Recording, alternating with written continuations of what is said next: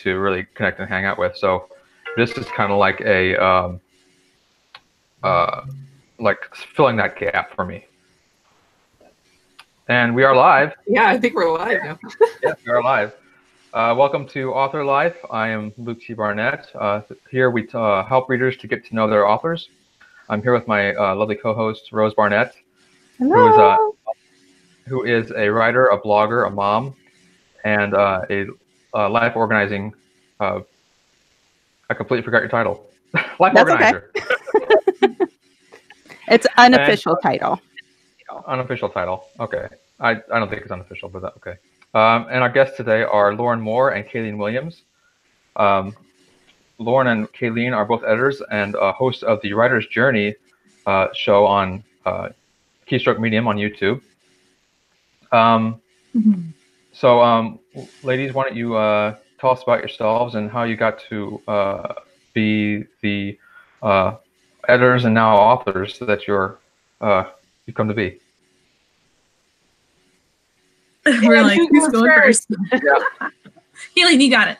Oh, yeah. Dang it. Okay. So I've been writing since I was a little kid. My writing really started out in like the RPG chats.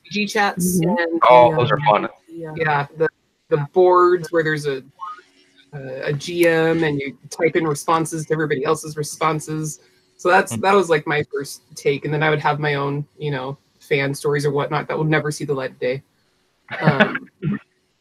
But I was always creating this universe in the back of my mind, and I actually started writing things down about it, and that's where a lot of my story ideas come from. My writing author path is not as straightforward as a lot of others. It's very janky and all over the place. But I wouldn't change it because I've learned a lot. Every day I learn new things. As far as editing, probably for a few years now, I've had people on my back trying to get me to get into the editing game. And I'm just like, no. I just want to write. I don't want to edit. I edit my own stuff. But at the same time, people be like, hey, what do you think of this passage or whatever? And I just be editing and I love it. So, so through Ellen and Lauren's lovely guidance and knowledge and pushing, I am officially going into editing, more specifically for developmental consultations.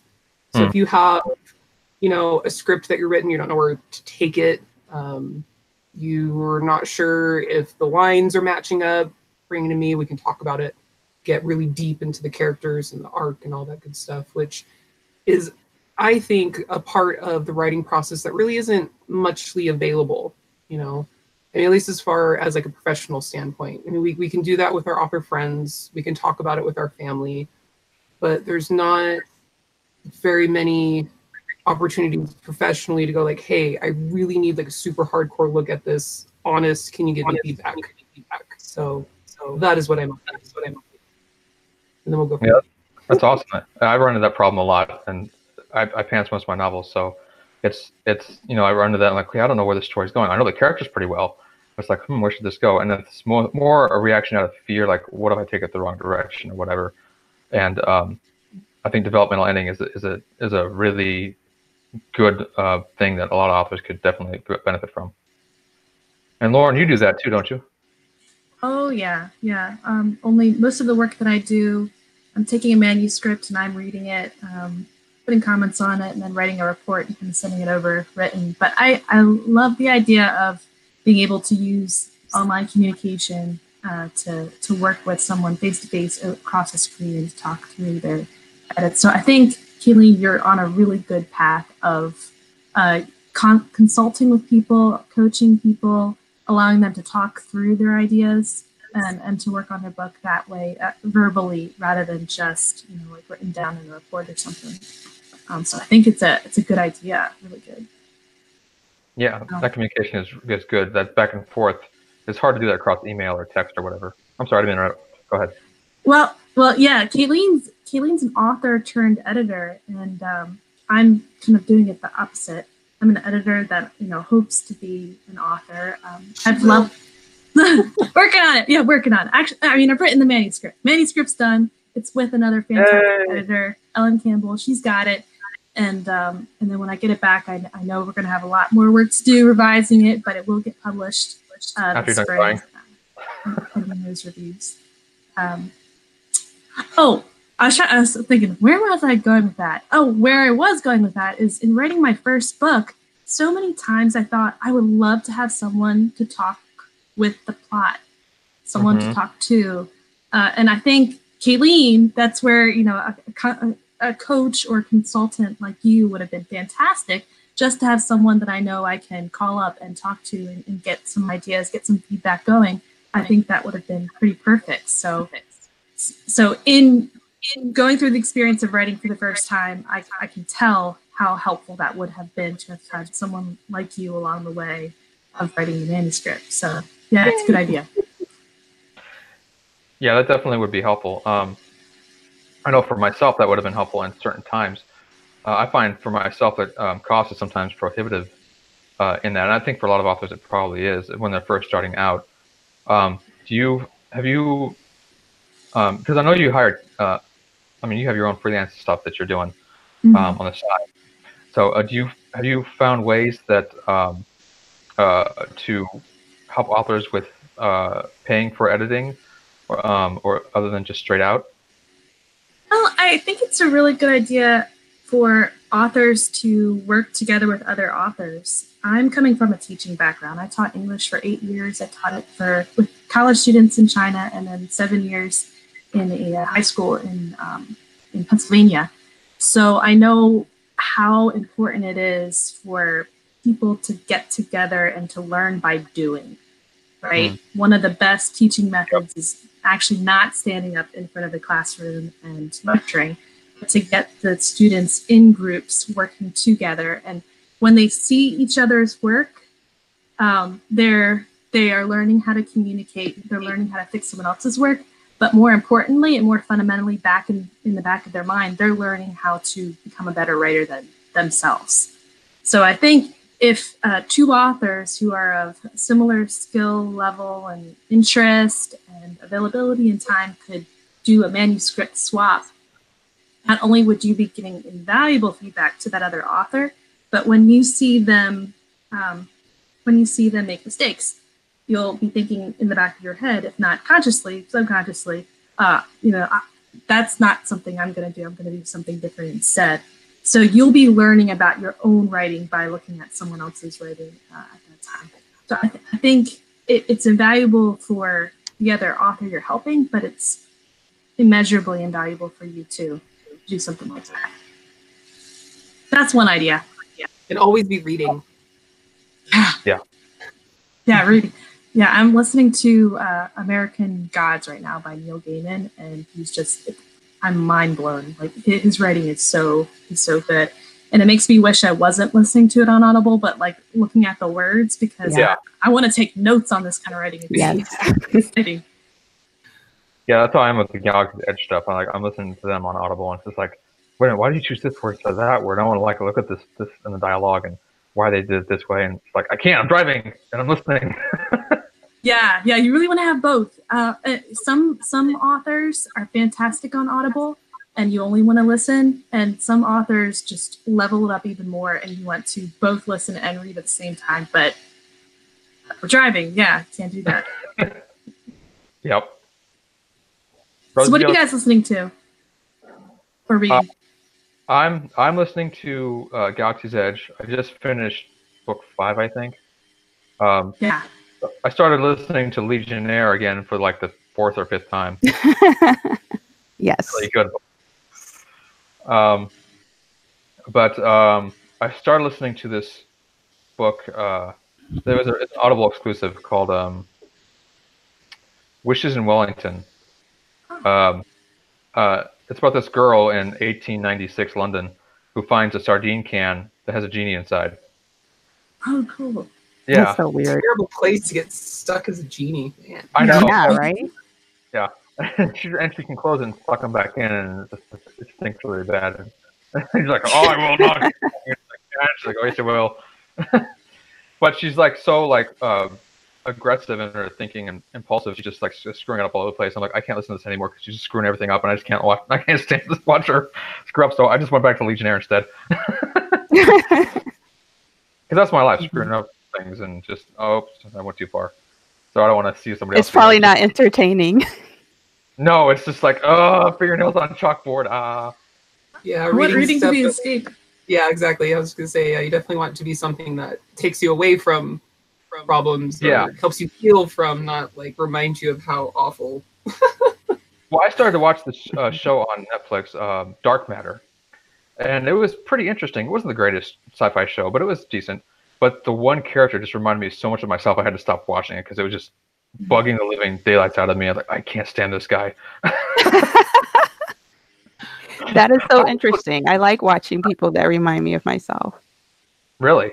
Yeah. And then we take a path down the deeper end of psychology and whatnot. Yeah. Mhm. Yep. That's what I was thinking. Which is a great tool to have in your tool bag as an author and a writer. Is, for me as an author, I really like to take an emotion that I have in my head. How can I turn that into an entire situation? How can I depict that emotion through what these characters are going through? And from that, I can actually create. You can create a stronger character bond, which will create a stronger reader bond, and it'll just pull them further into what you're writing. I don't know where that came from. But. No, that's good. I love doing that. I remember this one day I had a really bad day at work, and I came home, and I just told Rose, I was just like, okay, I'm just going to write for a few minutes. She said, that's fine. And so I sat down, I grabbed, it wasn't even a line piece of paper, just this printer paper, and I just started writing out this scene that my one character from Half Orc Redemption, it didn't even make it into the book, it was just a scene involving her, and it just spelled out the emotions that were just roiling inside me the whole time. And by the time I got done, it was just like, whew, and just all the emotion was out, and it was just, I felt so much better. And I think that writing can be very therapeutic in that sense. For some authors, I talked to an author a couple weeks ago. He said it wasn't therapeutic for him at all. It's just something that he had to create. But I think for some authors, it can be very therapeutic in that way. If it can be, yeah, it's definitely something I would say to keep doing. Because not only that, I mean, it'll also help you to find different ways to, express like the same thing. Because that's something that I see a lot of writers run into is, okay, well, they're walking and they do this and they do that. And it's like, how do I write another story when I just wrote the story where they're walking and they're doing this and that? So writing in those moments of intense emotion, being it negative or positive, I think could be, for some, a great tactic to stretching those muscles. Yeah, I think, and then trying to write a scene and then forcing yourself into the emotion of that scene, even if you're not feeling that yourself, but forcing yourself to feel that emotion, so that you can write that scene more personally, more like you're actually there, I think makes for much better writing, rather than just like, okay, they felt angry and they threw a chair and whatever. What do you think, Lauren? I've actually had a number of clients who wrote for therapy, and it can be very powerful for them. It can help them work through things. But that said, writing is not the only way to have therapy. And sometimes when you write for therapy, you end up writing a book for yourself, which is wonderful and it's amazing. But sometimes the plot can get a little stuck. Yeah, yeah. I wrote a young adult teen novel called Mutant Girl, and it was young adult teen novel. That's repetitive, but it was very much like my wishes for high school, but in the vein of X-Men. But it didn't really go anywhere, and my kids liked it, but they said I could use more action in it. So that's kind of like what you're talking about. Oh, yeah, it can get stuck in two ways. One, I think the author can get so close to the story that they like you're saying, they lose sight of where they're going, and they might need to step back for a little bit, maybe even just for a couple months, and kind of put the manuscript aside and then come back to it again with the frame of mind of a reader and not as an author. Give yourself a little bit of distance so that you can take a look at the characters and the plot and see what the central conflict is, and then kind of start from square one. Look at the conflict and see where the conflict's moving. Try to get to that climactic point and resolution it and sort it all out. But also, if we're too close to the characters, you might forget that the characters can develop their own personality and their own goals and their own drives, which are different from yours. If you as the author are identifying too heavily with that character, you might kind of confuse that character with yourself. Mm-hmm. And then your character might end up doing things or saying things that just don't seem natural for that person. And a reader might pick up on that, but you might be too close to see it because it's become so personal. So that's where stepping back for a month or two, just getting a little downtime, a little rest time, and then coming back to that project. So I'd say with that project that you wrote before, maybe now's the time to take a look at it again, or maybe not now, but when you've got some free time available, to take a look at it again and see what you can use, and look at the main character as his own person or her own person, and figure out who they are. It might help you to cast that character, to find an actor from Netflix or from a show or something that kind of looks like that person. Get that picture, write up a character profile for your main character, and put a picture on that profile. So when you think about the character, you can visualize that person, and maybe that will help them to have their own separate identity, which can help you to figure out voice and figure out what they would do in different situations. And the plot might start flowing again for you. I completely agree with everything you just said. And I do. And that's why, like, with my own emotions, I try not to put them too much into my character for that very reason. I try to put it into the emotion of what they're going through, not them themselves. Because I don't want to have to run into that problem where exactly what Lauren's describing, you're too close to see them for who they are.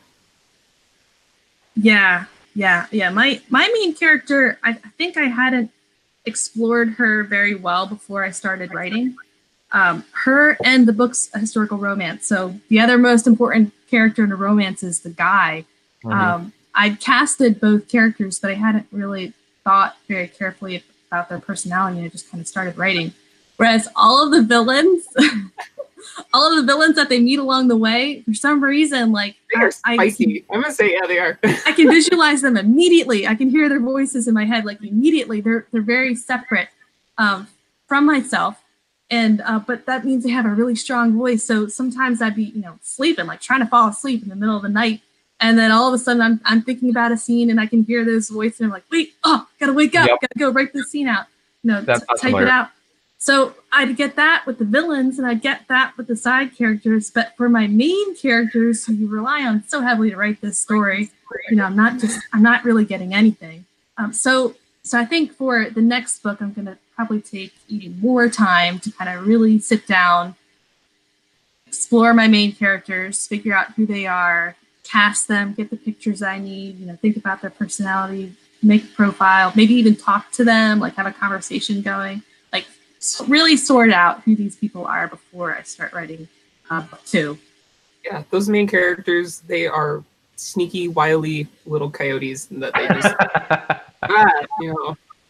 like, why, you're the star of the show. Why are you trying to hide from me? I mean, look at Jack over there cackling evilly. He's totally working it up. Maybe I should take a story about him. And then you say that, and they're like, okay, fine. Here's a little tidbit. Like, finally. Yes. Yeah. Yeah. It's funny because they're all coming from your head. Yeah, which is weird. It's like, I think it's just more where personality is geared towards. But anyway, not to get off too much on, Lots of rabbit trails. Why don't let's shift gears for a second. So tell us about your show, Writer's Journey, and how that started out, and what you guys have learned from that.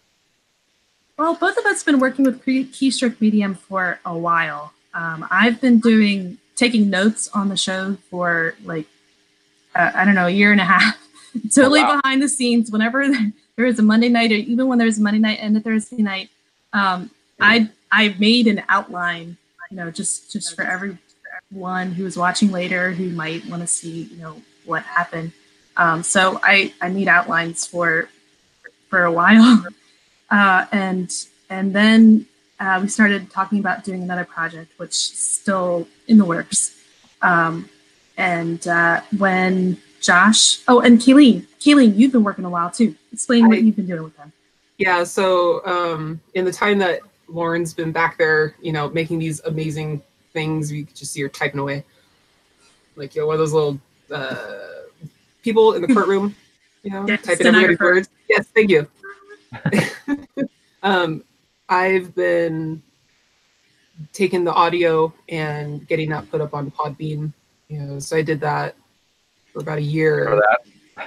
And then from there, it was just like, it's been a snowball of just constant change and growth. And in the last 6 months, really, we started talking about, wanting to expand the show, how can we expand the show? And Lauren and I both had, guest hosted a couple times on the Monday night shows. And then Josh was like, why don't you guys do your own show? And we're like, next thing you do. Terrified? Next thing you do, a week later, we're like, hey, this is the Writer's Journey, and we're here. And it's just, yeah. And then we got Keystroke International, and then there's Ask the Editor with Ellen.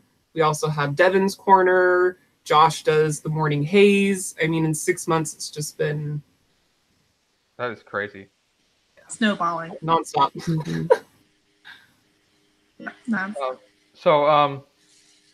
Kalene, this is you are writing a book now, but this is not your first novel.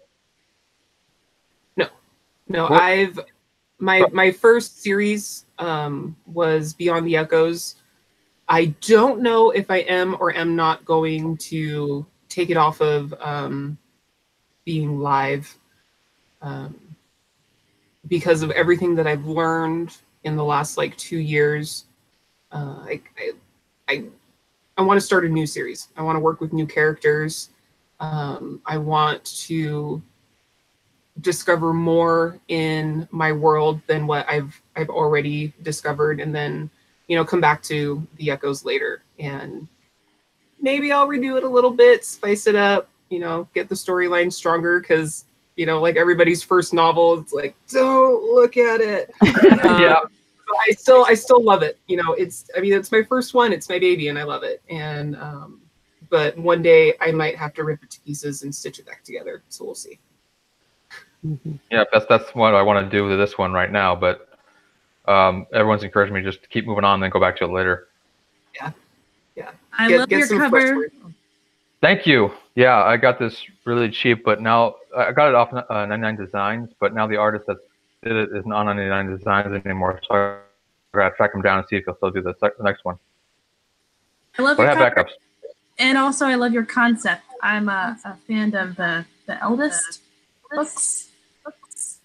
Eragon. Inheritance Cycle. The Inheritance Cycle, yeah.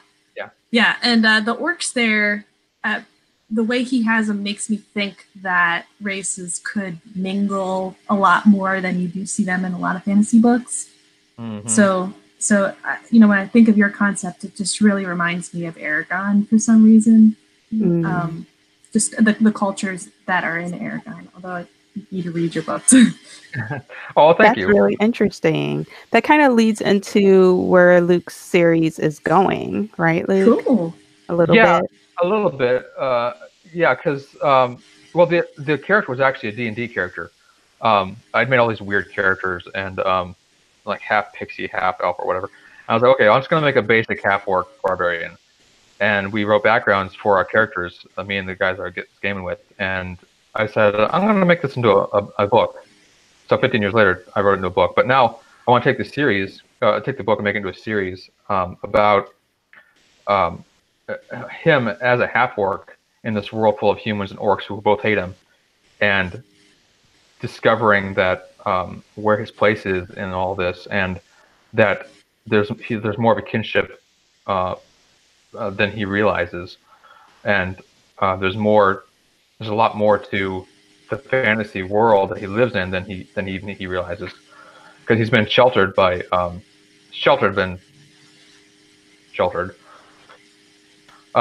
by growing up in a tribe of orcs that mistreated him, so he knows nothing about the world. And I wanted to make it where, because I read Tolkien and I've read Lewis, and how their fantasy worlds are fading away and it's becoming normal life. Well, I didn't like that, so I want to do the opposite, where fantasy worlds are kind of faded away, but now they're waking back up.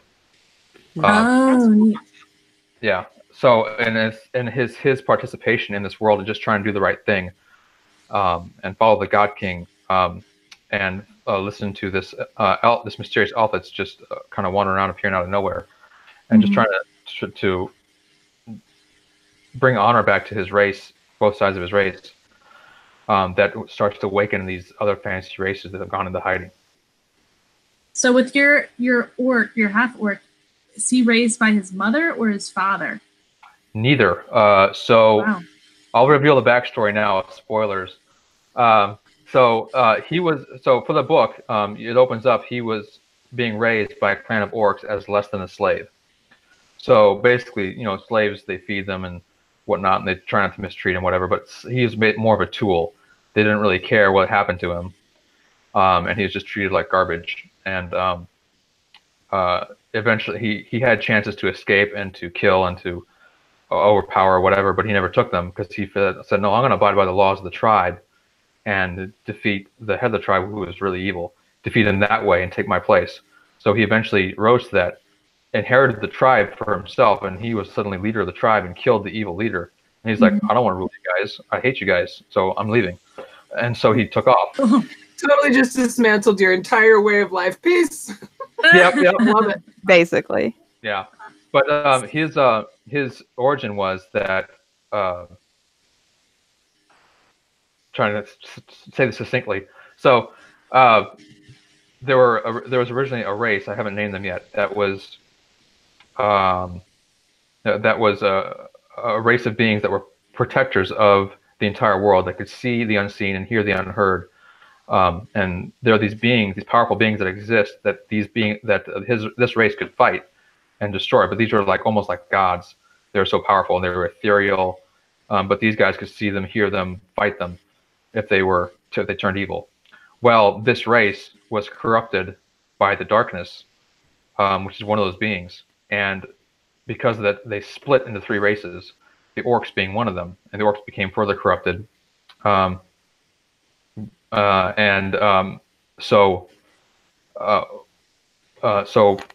fast forward to, I don't know, a few years before Gash was born, one of the members of the race that still existed in its pure form fell in love with an orc woman. They had a child, but then the leader of Gash's clan attacked them, injured the father. The woman ran off with Gash as a baby. The bad guy caught up to her, killed her, and then took Gash to his tribe as his prize, and then made him a slave, and then the rest is in the novel. So that's his history. So he has this heritage that he doesn't even know about, and he's going to discover more of it in the second book. And then in the third book, I plan for him to meet his father and really learn about that. Cool. That sounds really, really interesting. Do you have other magical creatures in your world? Yes. So the I didn't mean for this to be about me, but thank you. That's right. Let's hear it. That's what you get for hosting hosts. There you go. Hey, that works. But yeah, there's so shortly after he leaves the tribe, he realized that all that he did to fight against their evil was absolutely for nothing, because they're just going to keep on being evil. And so he just kind of says, okay, that's it. I'm done. I'm dead. I'm just going to lay down here and die. And then this elf comes, this elf with pearly white skin shows up and says, you have so much more to live for. Don't give up now. And tells him about the God King, and the God King created him and has this purpose for him. She is a race called a light elf. And these are normal forest. So way back in time, excuse me, a group of elves said that they want to follow the God King, and so they were consecrated. Their skin became white to show their pureness, and their ears became elongated to show that they listen. And she is one of this race, and they have extra powers that normally elves don't have. And because she's following the God King wholly, she has like this immense power that she can do all these crazy things. It's still limited, of course, because I don't want to make her OP. But there's her. There's other elves that are supposedly in hiding. There's dark elves that are going to come into play, probably in the third book. There's dragons, but the dragons have gone into hiding because they nearly destroyed the world at one point. They realized that they were too powerful to just be let loose in the world, and they wanted to go in hiding to keep the world from being destroyed. And there's dwarves, and they show up in this book, and they've been sleeping as well. So that's part of the awakening of the races. And I've come up with some other races. I just haven't thought them through and introduced them yet. So.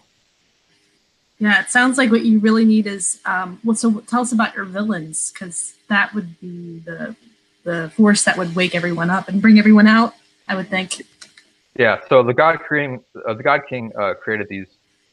It's kind of like in Tolkien's Silmarillion, yes. So the God King, creator of the world, created these other beings, and some of them rebelled and became evil. Some of them are benevolent. But one of those beings is called Grot, and he is the one that corrupted the Orcish race into what they are. So Grot is the main villain in the first book. And he is the one that Gurak, the head of the tribe, serves.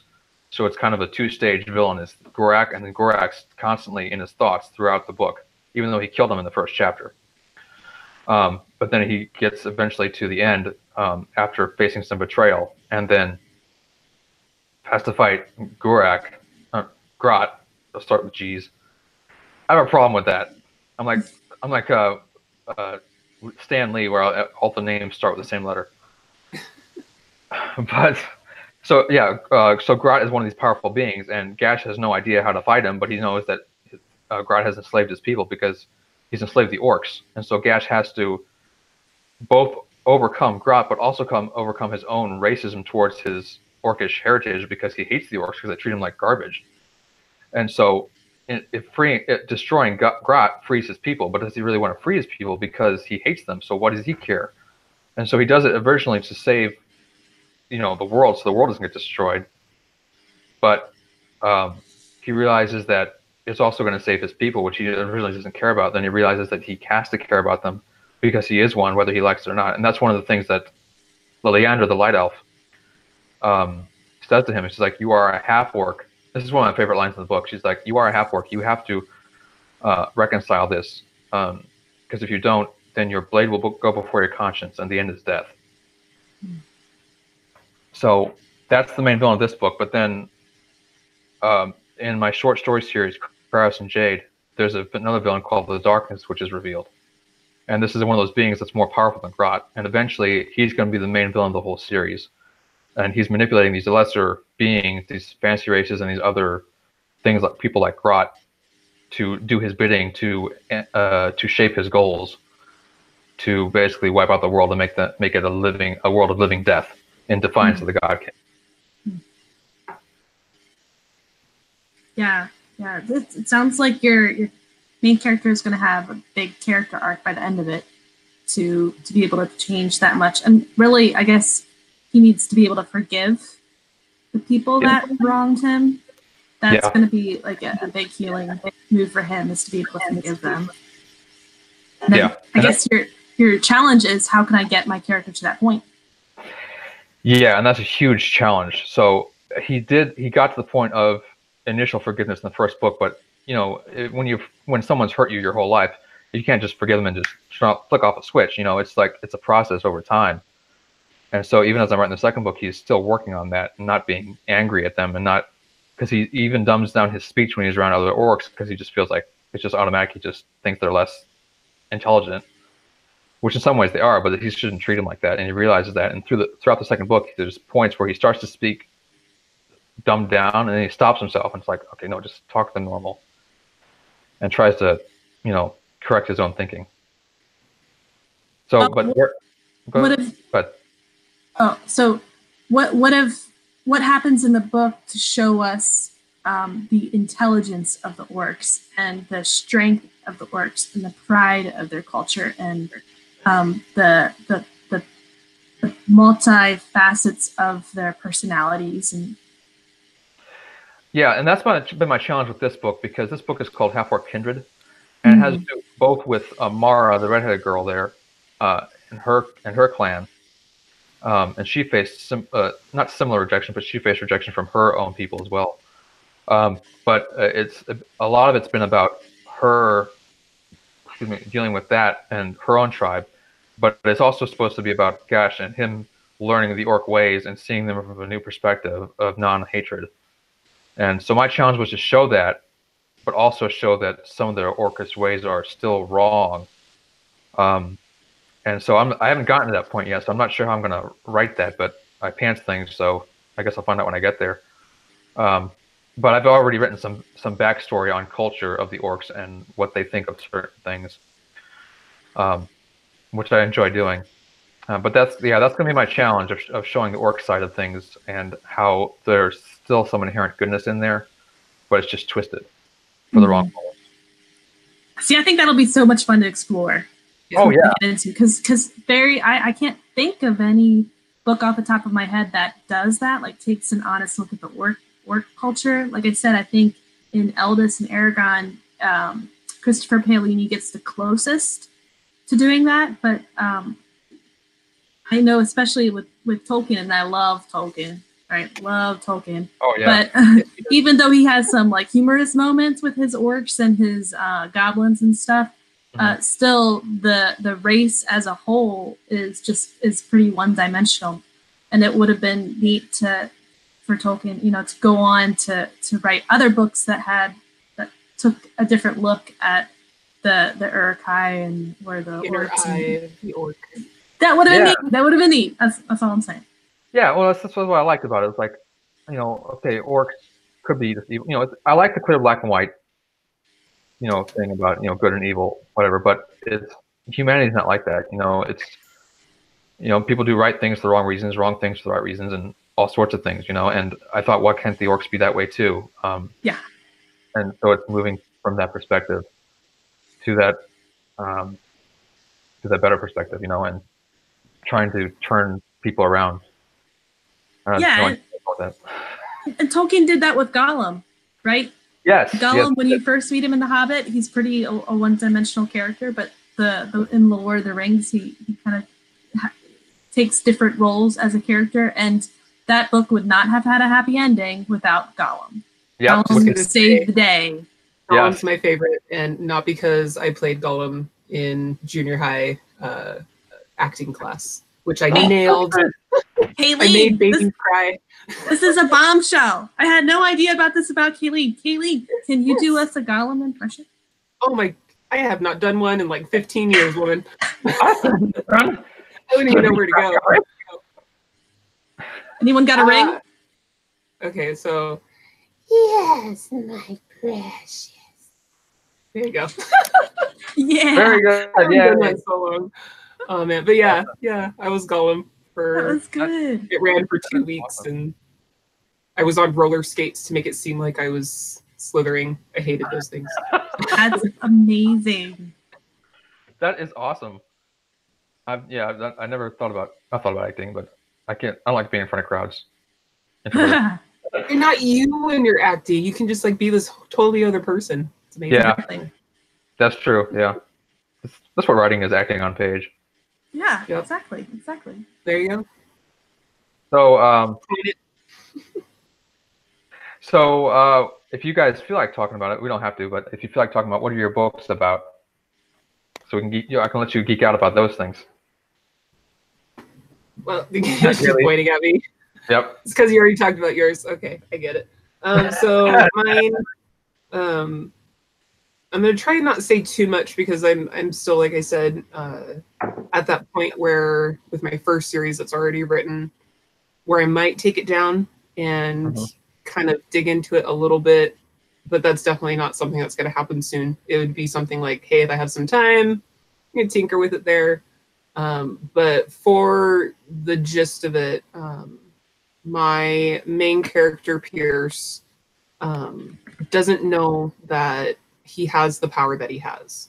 And the reason why is because his mom basically lied to him about it, made him forget, and then she vanished. Oh. So that's where I want to at that point that's where I want to change where the current series is going and insert more to get into who he is, and that's based off of am I here? Sorry, I was hearing back. Oh, stop it. Sorry. I was hearing myself talk twice. It was driving me crazy. Oh, Driving me crazy. yeah. Why did I hear myself? Anyway, so at that point, I want to take it to where he's trying to figure out what the heck happened to his mom, why he keeps having these weird visions of these different lands, and why he can, because basically he's a rifter, he can move through space and time, but through the first series, he doesn't realize he can also go through times, and there's a whole twisty thing in there about it. Yeah, so I mean, awesome. I have my own races that I've made. You know, there's the Synthugra, who you know, they mainly live in like this volcanic, desolate area. You know, they're very hulking and whatnot as far as how they look. And then there's also the Tlucani, who live in this. It's my favorite place, Delena. It's in the Dalij forest. Or jungle, rather, these trees that are like taller than Mount Everest. You know, they just twist and wind up and float. Oh, those are cool. They have tails that they use as like a third arm, and wow. Yeah, all these. There's also the Sleef. There's the Sonicer. There's a few of them in there. So, what was your choice to go with your own made-up races as opposed to normal fantasy races, or is this fantasy-ish, or is this more sci-fi, or kind of a mix of both? So, to other authors who've said make it either sci-fi or fantasy, I can't make it one or the other. It's definitely down the middle. So that's just where I'm gonna kind of keep going with it, because that's how it's coming to me. You know, they have these technological things going on, but there's definitely a hugely strong fantasy element to it, because there's the gifted. You know, they have superpowers that have been genetically passed down through the Divine War and all this stuff that went on back then 3 millennia ago, and so these different elements in there that I'm learning better now how to weave together by focusing more on my character's headspace rather than this great big bursting world and war that's happening. So now, but yeah, and on that note, I do have a secondary series that I am I'm outlining out, and I've never been much of a plotter. I've always been a pantser. Yes. But I'm basically trying to like pants my plot, if that makes sense. Oh yeah, that makes sense. Because halfway through my first series, I lost where the story was going, and it drove me crazy. And I don't want that to happen again. But this one is definitely going to be more sci-fi. JR is going to love this. I have been figuring out how to incorporate My Little Pony Space Marines into it. Okay. So awesome. I've already told them they're not going to be ponies, but you will know that there is definitely a pony theme. Are they going to name Sparkle and? No. Oh, okay. No. Excuse me. I'll say this. It has to do with their armor. Oh my goodness. I have to read that. Are they gonna have ponytails on their helmet? I don't know. I've thought about it. That's a great idea. Like the color of the hair is dependent on their rank or something. I don't know. Do you have a tentative title? I do not have a title. I don't. So me and titling do not go hand in hand. I, up until still today, like can't title something until I already have it like almost to the point where I'm going to publish it. Yeah, so that makes Birth sense. of a Rifter, Birth of a Rifter, the first book in Beyond the Echoes, went through 7 name changes. Wow. Throughout writing it. And yeah, so I've just not, oh, there goes my dog. So I've never titled until I finished writing it, until I wrote Black-Tongued Heathen. I did name that before I finished it, so I'm getting better. So let me ask you something. You said something about how you focus on the character's headspace, and that helps you develop the world better rather than focusing on this huge world. How did that help you do that? So you can kind of think of it in terms of your day-to-day life.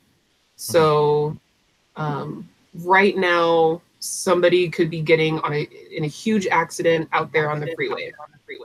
And that huge accident, let's put it in like a sci-fi world, is because whatever faction just came down and set down a bomb or whatever. So me as a writer, I don't want to go into like the why and the how of this giant faction. I want to know how this character is reacting to that faction coming and putting exploding bombs right outside my house. So I might not necessarily know that it's them. You know, me being just a normal common citizen, I might not have any idea which side of the force is attacking. And that, of course, depends on who your main character or characters are. So let's just pretend this one doesn't know who's attacking. So, you know, they are reacting to that scene not knowing this knowledge. So why would necessarily the reader know all of that background, everything going on? They had this, you know, whatever's happening. So whatever's happening around your character, how are they reacting to it? How is what they want in life being impacted with this big thing? And you have to remember to keep that big thing, because you know what it is, but you have to remember to keep that big thing kind of like at bay, because right now your main character might not know. So it's a balance of how much to tell the reader so that it makes sense to them, and how much is too much that it takes away from what they're learning about that character, if that makes sense. I rambled a little bit. No, that was really good. That actually makes a lot of sense, because that is basically what I do. And I fear that I'm like, because I think about all these like, oh, this guy is so good at world building and his world is so rich and full. I'm like, well, maybe I should work on the world and then write the book. But it's like I never get to it because I'm impulsive and lazy.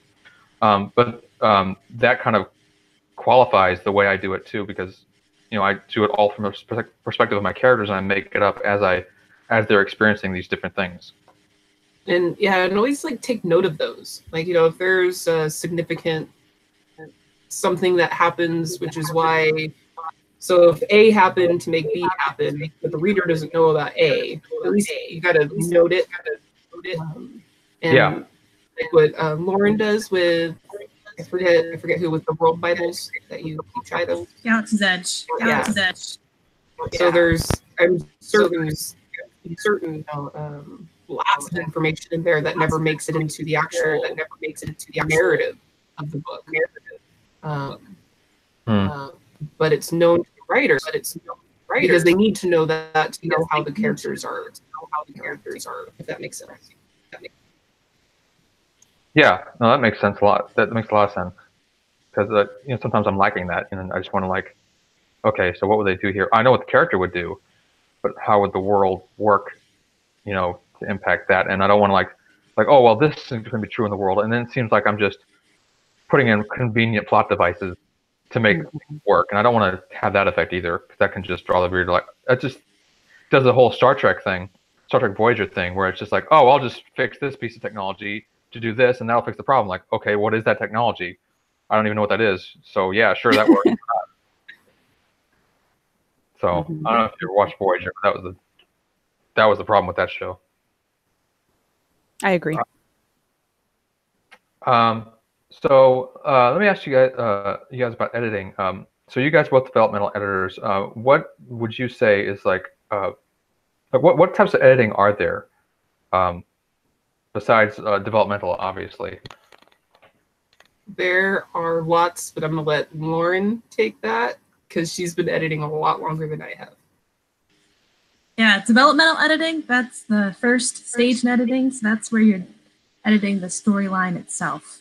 You're making revisions to the plot of the book as a whole. You're looking at the character development, the character arcs. You're looking at pacing.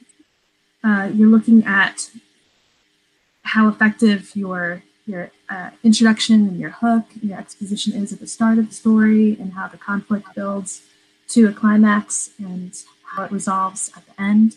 So all the elements of the storyline itself. Maybe chapters need to be taken out for the sake of pacing. Maybe an element needs to be added in. Maybe your characters need to have more unique voices.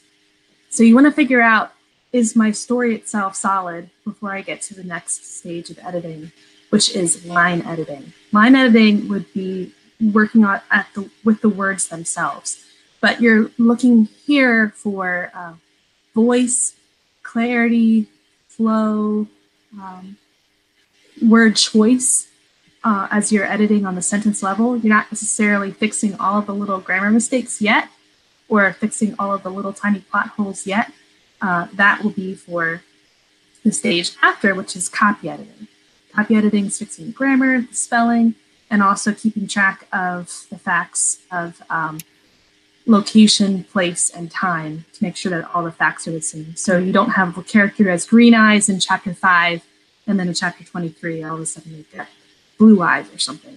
So you want to make sure all of the facts are right. So you fix that in the copy editing stage before you create your proof, which is your manuscript. After it's gone through all these different editing stages, now you've got your proof copy. It's been formatted. You take that proof copy out, maybe send it to beta readers or to a proofreader to catch any final errors. So developmental editing, then line editing, copy editing, and the proofread is the last stage of editing. So lots of editing. Yes. And sometimes you can, depending on, the skill of the editor, you can do a line edit. Some people, they don't want to have to pay, write 4 different times. So depending on, I would say, the skill set of the editor, you could potentially do a line and copy. You can correct me if I'm wrong, Lauren. Well, even with the most skilled editor, you're going to want to do multiple rounds. You talk to Ellen Campbell, you talk to David Gatewood, you talk to any editor, they're going to do multiple rounds. And then even if you take the most expert editor in the world and they look at your manuscript 2 or 3 times to get it just right, still in the proofreading stage, there's going to be something left over. There just really always is. But the traditional publishers, they always put a team of editors on your book. First, there's going to be an editor who's looking through the slush pile to find, the one book and maybe hundreds that they're looking through really quickly. The one book that they will take before they're bored, and they'll pitch as a project and say, shall we take this author on, this manuscript on or not? And maybe it'll get approved. So after it's been through that editor, then it goes through the wash. And you've got developmental editors, you've got your line editors, you've got your copy editors, you've got your proofreaders, so you've got a team that's working on it. Even the most expert editor in the world, none of us by ourselves can make the perfect book. Although we can try. We can try. We can try. do the best you can with where you're at, you know? Yeah, no matter what editor you give, give a book to, always have that stage where is that me with the copy? Anyway, the training myself. Always have that secondary proof stage after everything's already done.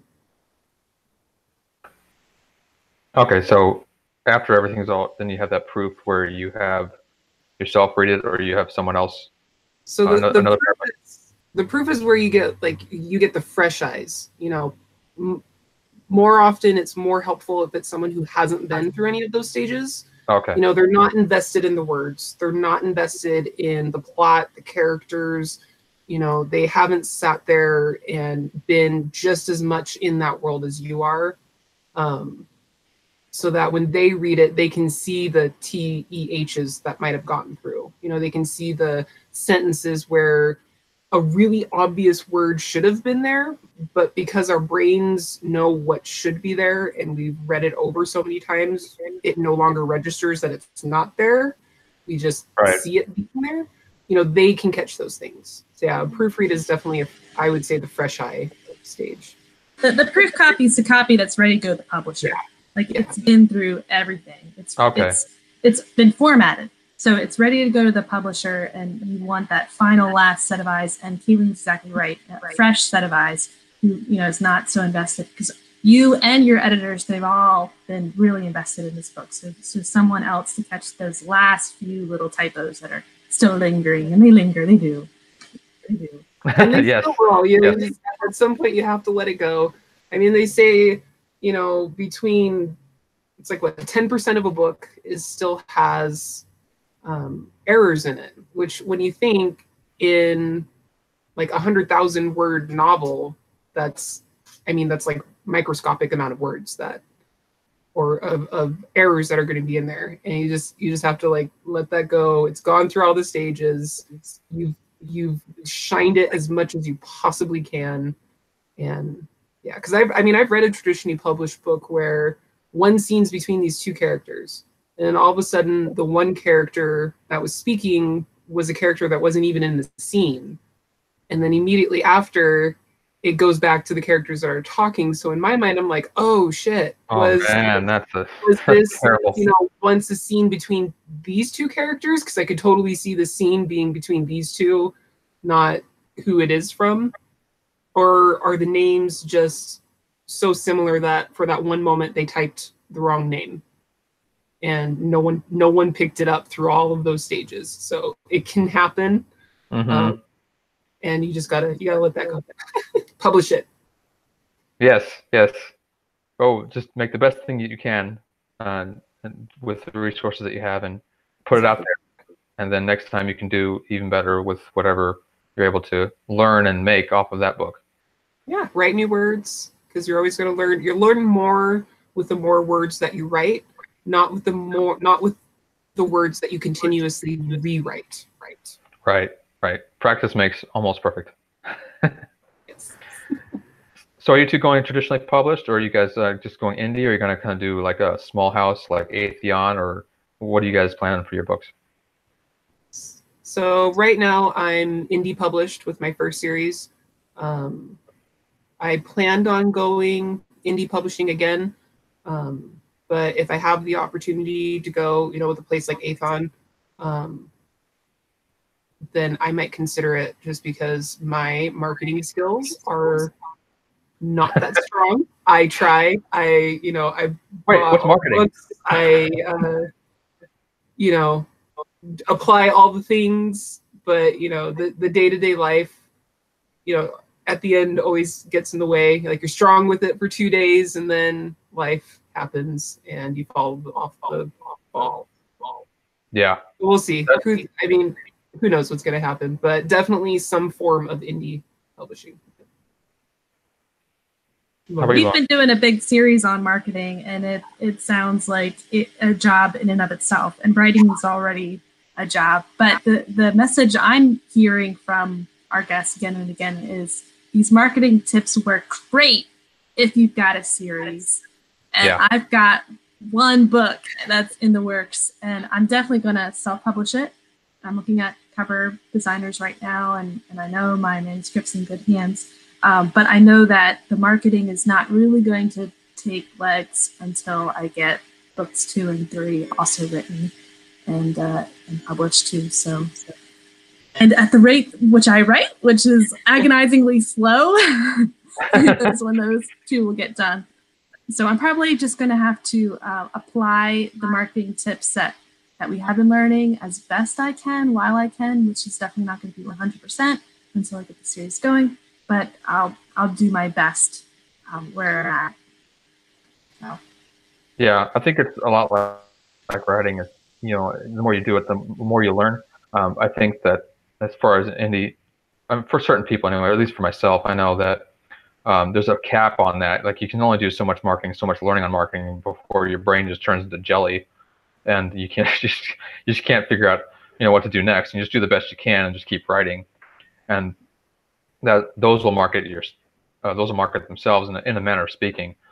Like you said, you know, the more you have, the better, the more eyes have a chance to see it. Right. Yeah, that and AMS ads, the Amazon ads seems to be really key. But in order for them to pay off at the rates you have to pay in order to get a good click, or bid in order to get a good click, it sounds like you need to have a series for it to really pay off well. And it's really because that buy through, you know, you have the one book that you're promoting, and that's getting all the eyes and the clicks, and then people start buying book 2, and then book 3, and then once you get into multiple series, now they're buying your other book 1. So, I mean, take the time that you need to take to get those books out. If the idea of putting a book out a month is monstrously terrifying and makes you want to crawl under a bed and cry, you know, take 6 months. You know, there's one author where, you know, he writes to publish in the last 6 months of the year, and then spends the first 6 months writing, and so he's not publishing in the first 6 months. So whatever, you know, kind of publishing marketing plan that works best for you, I think, you know, that'll work. So if that's every 3 months, every 6 months, once a year, if that works for you, then run with it, and don't let any of the others get in your way, because you'll get there. That's solid. That's immensely like calming for people who, like me, who just hear all this advice, like, oh, I have to do all these things. It's like, oh no, just do what you can and do what works for you, and then just go with that, and you'll eventually get there. Exactly. You know, be the tortoise. If the tortoise is who you are. If you're the hare, freaking don't take a nap. Refuse the nap. Keep going. Yep. There you go. Well, we're coming up on time. It's been awesome talking to you, and just hanging out with you on. And thanks for everyone who came in the live chat. Lauren, Kalene, why don't you guys tell us where you can be found online and where your books can be found? Well, you can find us both at Keystroke Medium. We have a Facebook group that is very friendly and loves to meet new people. So you can find us on YouTube at Keystroke Medium. That's our channel, and also on our Facebook group. And say hi to me on Facebook, and I'd love to meet you too. And well, we're also every Thursday at 9 p.m. Eastern, 7 p.m. Mountain Time. We are on the writer's journey. So you can always come join us live in chat. We're always watching the chat, so we're always doing what we can to catch those questions as they come through. And I mean, for the time, I don't know for how long my first series is currently on Amazon. It is in KU, so you know the ebook, if you have, you know, the of course, it would cost you nothing. But yeah, so who knows how long they're going to be up there, because I'm still on the fence of whatever. So yeah. That's where you can find me. Awesome. Rose, I'm sorry, did you have any questions you wanted to ask before we sign off? No, I just really enjoyed this discussion, and just hearing, you know, some writers who could give like some detailed information about, you know, the process. A lot of people gloss over these types of things. So it was good listening. Awesome. Well, folks, definitely check out The Writer's Journey. Check out Lauren and Kalene online, and then definitely get their books now when they come out. Lauren, do you have a title for yours? I do not. Yeah, John in the chat was saying that the title can be one of the hardest things to write, and it's true. I've been procrastinating on the title. I agree. Seconded. Yeah, it's very difficult. Yeah, I try to figure out, like, once I figure out a title, I try to shape my book around the title if I can. And then if it doesn't work, I'm like, okay, I gotta change the title now. That's annoying. Well, everyone who hung out in the live chat, thanks for coming. And I think we've had the most we've ever had. We have 2 people in there. It's awesome. Besides Lauren and Kalene. Anyone who watches, please like and subscribe, and do the same for Writer's Journey too when you find it. You can, if you want to support the show, you can go on Patreon, Luke T. Barnett author. You can go on my Facebook page. I'm there too. Yeah, check us out, and check out Kalene and Lauren's books when they come out, because I'm sure they're very awesome, and what they've said so far, it makes me really want to buy them now. So hurry up and finish. Working on it. So for Rose and for Lauren and Kalene, thanks for watching, and keep on writing and keep on reading.